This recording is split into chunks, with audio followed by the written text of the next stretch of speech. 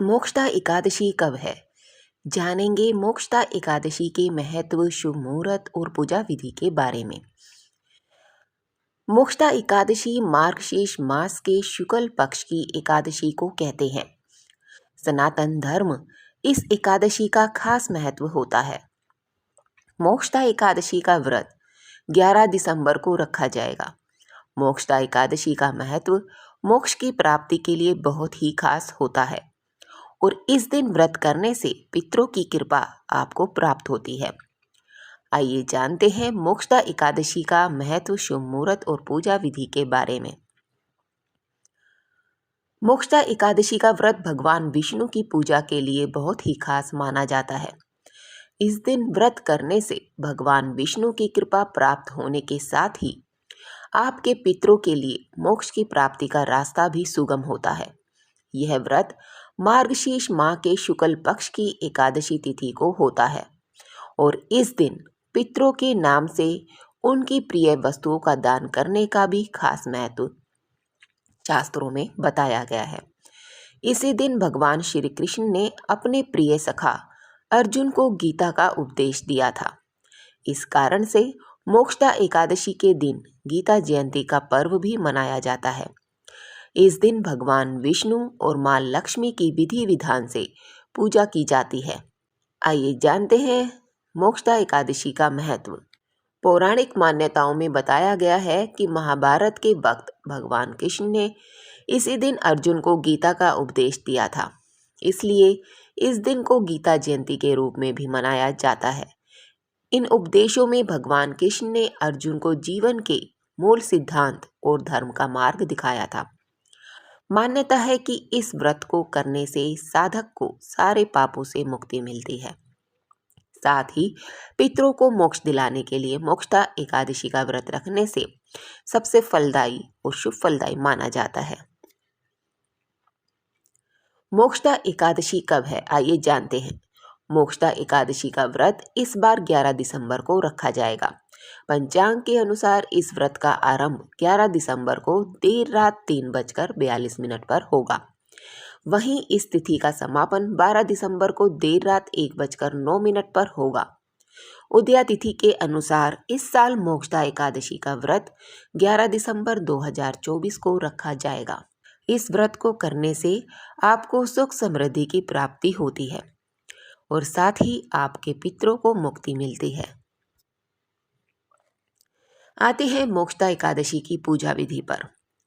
मोक्षदा एकादशी के दिन सुबह जल्दी उठकर ब्रह्म मुहूर्त में स्नान कर ले, स्वच्छ वस्त्र धारण करके मंदिर की साफ सफाई कर ले और मंदिर को गंगा जल से पवित्र कर ले। उसके बाद लकड़ी की चौकी ले और उस पर पीला कपड़ा बिछाकर भगवान विष्णु की प्रतिमा को स्थापित कर ले। आप चाहें तो भगवान कृष्ण की प्रतिमा भी स्थापित कर सकते हैं। पंचामृत से भगवान विष्णु का अभिषेक करें और इस दिन भगवान विष्णु को पीला चंदन, अक्षत, पीले फूल अवश्य अर्पित करें। भगवान विष्णु की पूजा करें और मोक्षदा की व्रत कथा का पाठ करें। साथ ही विष्णु चालीसा का भी पाठ करें। सबसे आखिर में भगवान की आरती करके भोग लगाएं और प्रार्थना करें। अगले दिन सुबह व्रत का पारण करें और जरूरतमंद लोगों के बीच में दान पुण्य करें। अब आते हैं मोक्षदा एकादशी व्रत कथा पर। महाराज युधिष्ठिर ने कहा, हे भगवान, आप तीनों लोगों के स्वामी, सबको सुख देने वाले और जगत के पति हैं। मैं आपको नमस्कार करता हूँ। हे देव, आप सबके हितैषी हैं, अतः मेरे संशय को दूर कर मुझे बताइए कि मार्गशीर्ष एकादशी का क्या नाम है। उस दिन कौन से देवता का पूजन किया जाता है और उसकी क्या विधि है, कृपया मुझे बताएं। भक्त वत्सल भगवान श्री कृष्ण कहने लगे कि धर्मराज, तुमने बड़ा ही उत्तम प्रश्न किया है। इसके सुनने से तुम्हारा यश संसार में फैलेगा। मार्गशीर्ष शुक्ल एकादशी अनेक पापों को नष्ट करने वाली है। इसका नाम मोक्षदा एकादशी है। इस दिन दामोदर भगवान की धूप, दीप, नैवेद्य आदि से भक्तिपूर्वक पूजन करना चाहिए। अब इस विषय में मैं एक पुराणों की कथा कहता हूँ। गोकुल नाम के नगर में वेखानस नामक राजा राज्य करता था। उसके राज्य में चारों वेदों के ज्ञाता ब्राह्मण रहते थे। वह राजा अपनी प्रजा का पुत्रवत पालन करता था। एक बार रात्रि में राजा ने एक स्वप्न देखा कि उसके पिता नरक में हैं। उसे बड़ा आश्चर्य हुआ। प्रातः वह विद्वान ब्राह्मणों के पास गया और अपना स्वप्न सुनाया।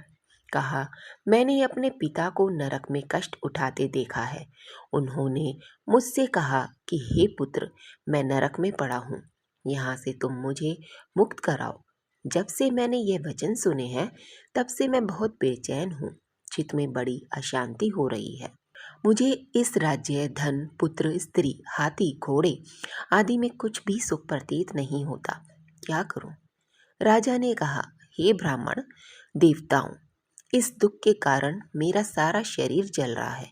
अब आप कृपा करके कोई तप, दान, व्रत आदि ऐसा उपाय बताइए।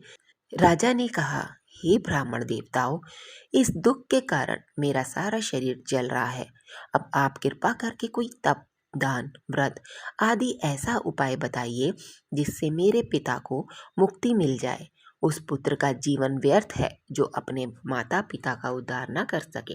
एक उत्तम पुत्र जो अपने माता पिता तथा पूर्वजों का उद्धार करता है वह 1000 मूर्ख पुत्रों से अच्छा है। जैसे एक चंद्रमा सारे जगत में प्रकाश कर देता है परंतु हजारों तारे नहीं कर सकते। ब्राह्मणों ने कहा, हे राजन, यहाँ पास ही भूत, भविष्य, वर्तमान के ज्ञाता पर्वत ऋषि का आश्रम है। आपकी समस्या का हल वे जरूर करेंगे। ऐसा सुनकर राजा मुनि के आश्रम पर गया। उस आश्रम में अनेक शांत चित योगी और मुनि तपस्या कर रहे थे। उसी जगह पर्वत मुनि बैठे थे। राजा ने मुनि को साष्टांग दंडवत किया।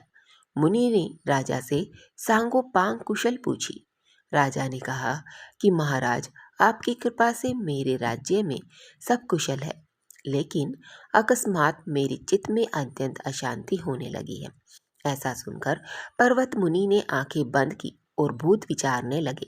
फिर बोले, हे राजन, मैंने योग के बल से तुम्हारे पिता के कुकर्मों को जान लिया है। उन्होंने पूर्व जन्म में कामातुर होकर एक पत्नी को रति दी, किंतु सौत के कहने पर दूसरे पत्नी को ऋतुदान मांगने पर भी नहीं दिया। उसी पाप कर्म के कारण तुम्हारे पिता को नरक में जाना पड़ा। तब राजा ने कहा, इसका कोई उपाय बताइए।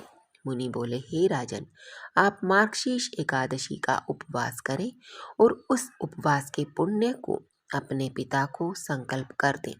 इसके प्रभाव से आपके पिता की अवश्य नरक से मुक्ति होगी।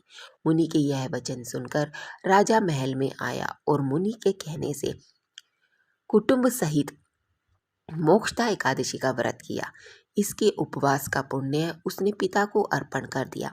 इसके प्रभाव से उसके पिता को मुक्ति मिल गई और स्वर्ग में जाते हुए वे पुत्र से कहने लगे, हे पुत्र, तेरा कल्याण हो। यह कहकर स्वर्ग चले गए। मार्गशीर्ष मास के शुक्ल पक्ष की मोक्षदा एकादशी का जो व्रत करते हैं उनके समस्त पाप नष्ट हो जाते हैं। इस व्रत से बढ़कर मोक्ष देने वाला और कोई व्रत नहीं है। इस कथा को पढ़ने या सुनने से वाजपेयी यज्ञ का फल मिलता है। यह व्रत मोक्ष देने वाला तथा चिंतामणि के समान सब कामनाएं पूर्ण करने वाला है। जय श्री राधे कृष्णा।